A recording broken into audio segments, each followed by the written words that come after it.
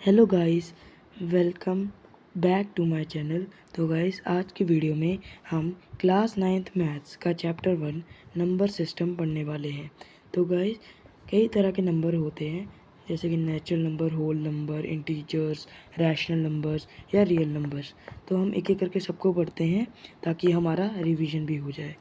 तो जो natural numbers होते हैं ये 1 से स्टार्ट होते हैं और ये आगे इनको काउंटिंग नंबर्स भी कहते हैं, और ये 1 से लेके इन्फिनिटी तक जा सकते हैं, जैसे 1 2 3 4 5, है ना। उसके बाद आते हैं होल नंबर्स।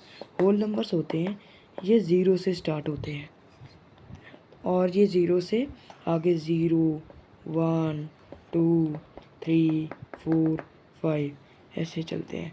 उसके बाद आते हैं अपने इंटीजर्स। इंटीजर्स होते हैं all positive and negative numbers together including 0 is called integers. मतलब कि सारे नंबर्स, जैसे उसमें पॉजिटिव नंबर्स भी आते हैं, जैसे 1 2 3 4, नेगेटिव भी आते हैं -1 -2 -3 और बीच में 0। इन सबको मिला के जो बनते हैं इनको हम कहते हैं इंटीजर्स। जैसे इस नंबर लाइन पे आप देखिए, ये 0 है, आगे 1 2, पीछे -1। अब देखिए इसमें 0 है, नेगेटिव के नंबर्स और पॉजिटिव के, और ये दोनों साइड इन्फिनिटी तक जा सकता है, तो इसको हम कहते हैं इंटीजर्स। ठीक है। उसके बाद आएंगे रैशनल नंबर्स। रैशनल नंबर्स कौन से नंबर्स होते हैं? ये वो नंबर्स होते हैं जिनको हम p/q की फॉर्म में लिख सकते हैं। ठीक है, जैसे कि 2/1, 3/4, है ना। और इसमें जो q होता है, q ज़ीरो नहीं हो सकता, मतलब जो डिनोमिनेटर है वो कभी ज़ीरो नहीं हो सकता। अब जैसे p/q में जो p है वो न्यूमिनेटर है और q जो है वो डिनोमिनेटर है। ठीक है, क्योंकि वो डाउन में है इसलिए वो डिनोमिनेटर, और q ज़ीरो नहीं हो सकता तो डिनोमिनेटर ज़ीरो नहीं हो सकता। अगर एग्ज़ाम्पल देखें तो आप देख सकते हैं कि 2/1 हो गया। अब इसको हम 2 ही कह सकते हैं, है ना, क्योंकि नीचे 1 हो तो उसे लिखने की ज़रूरत नहीं होती। ठीक है। अब 2/0 है, ये एक रैशनल नंबर नहीं है, क्योंकि जब ज़ीरो आ जाता है तो वो नॉन डिफाइंड हो जाता है, क्योंकि इसमें ज़ीरो है नीचे डिनोमिनेटर में, और हमने पहले देख लिया कि Q should not be zero, है ना। तो उसके बाद ये नॉन डिफाइंड नंबर हो जाता है। ठीक है। अब बाकी कोई एग्जांपल्स देख सकते हैं आप, जैसे कि 3/6 हो गया, या 7/2 हो गया, या 2/7 हो गया। ठीक है। उसके बाद आते हैं रियल नंबर्स।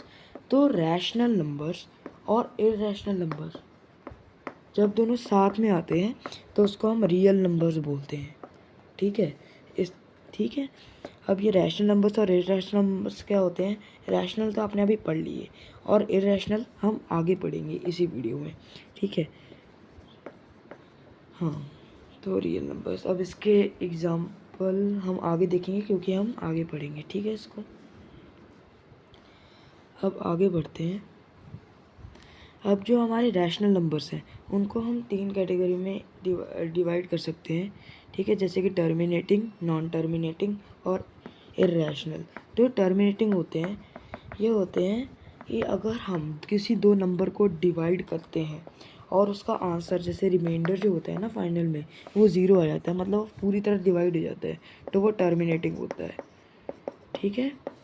अब इसका एग्जाम्पल देख लेते हैं, जैसे कि, है ना, अब जैसे 0, जैसे कि 4/2 हम ले लेते हैं।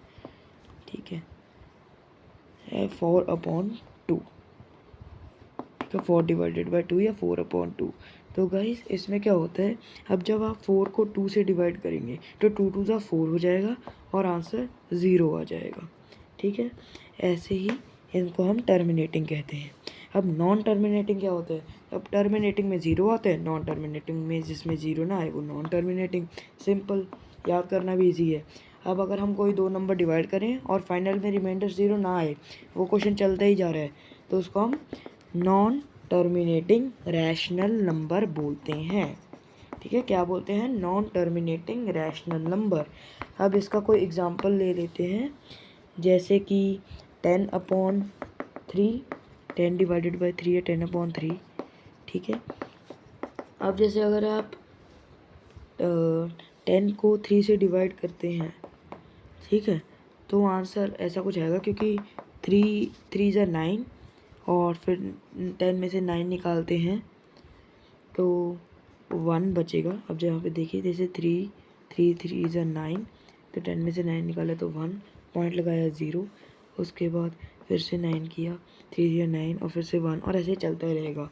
तो आंसर ऐसा कुछ आएगा 3.333333, और ये कंटिन्यूशन में चलता रहेगा। तो उसको हम नॉन टर्मिनेटिंग कहते हैं, जो कभी ख़त्म ना हो। अब इर्रेशनल नंबर्स क्या होते हैं? इर्रेशनल नंबर्स वो नंबर्स होते हैं अगर हम उनको डिवाइड करें और आंसर में ज़ीरो भी ना आए, और आंसर जो है वो, जैसे अभी नॉन टर्मिनेटिंग आपने देखा, उसमें आंसर जो है वो, जो पॉइंट के बाद नंबर था वो सेम ही था, 33333, या और भी कोई एग्जांपल हो सकता है। पर अगर आपका पॉइंट के बाद नंबर भी सेम ना आए, अलग अलग नंबर्स आए, तो उसको हम इर्रेशनल नंबर्स बोलते हैं, ठीक है। और रिमाइंडर भी ज़ीरो ना आए, और उसके बाद जो उसमें आंसर है, जैसे कि अगर हम पाई की वैल्यू देखते हैं, है ना, पाई क्या होता है 22/7, है ना, तो उसमें आंसर कुछ ऐसा आता है ना 3.14। अब आप पहले ही 2 नंबर देख के समझ गए कि सेम तो आने रहा 14, है ना, तो वो एक इर्रेशनल नंबर है, ठीक है। 22/7 एक इर्रेशनल नंबर है, ठीक है। अब आप देख सकते हैं जैसे 3.1428 ऐसा कुछ नंबर आता है। अब ये अलग अलग नंबर्स हैं, इसलिए ये है इर्रेशनल नंबर्स, ठीक है। आई होप आप ये समझ गए होंगे। इस वीडियो को लाइक कीजिए, शेयर कीजिए, सब्सक्राइब